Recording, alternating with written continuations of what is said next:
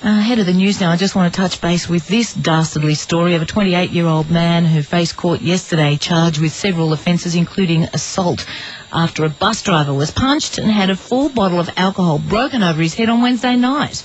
Police say the driver was set upon just before 6 after asking two passengers to get off his bus for using offensive language. One man complied, the other didn't. Police say that man destroyed radio equipment and then punched and hit the 44-year-old driver before smashing the full bottle of alcohol over his head. That bloke ran off when other passengers came to the driver's aid.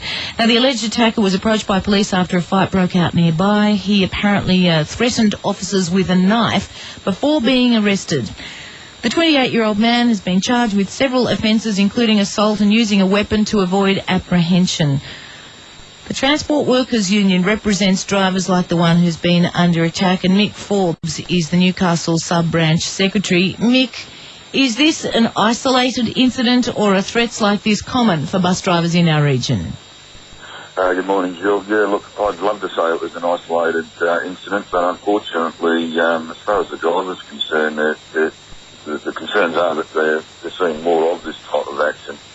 And it's quite disgraceful, as you just described. It sure is. When you say drivers are seeing more of this, are they just increased incidents over, the last year, 2 years, 5 years? I think it's an ongoing, slowly, progressional thing over the last probably 5 years. We haven't really got the accurate figures on that, but there's certainly growing concern to the point where our members have launched a campaign called Don't Blame the Bus Driver back in only a couple of months ago at the end of September.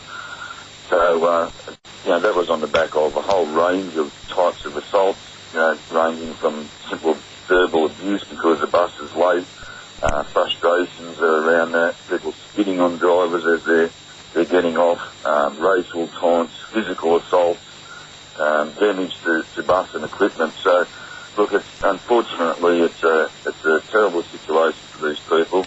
Wow, I hope your campaign has some impact, Mick. Don't blame the bus driver, but if, as the judge has suggested in this case, heavy drugs like ice or methamphetamine might have been a factor, campaigns such as Don't Blame the Bus Driver aren't going to go very far.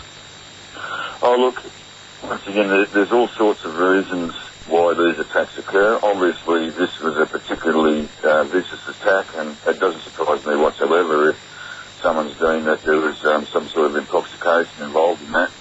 I'm not really sure where we would go with those types of things. I mean, the bus driver has a right to evict someone off the bus for unruly behaviour, but quite often when they're getting on the bus, they're not acting unruly.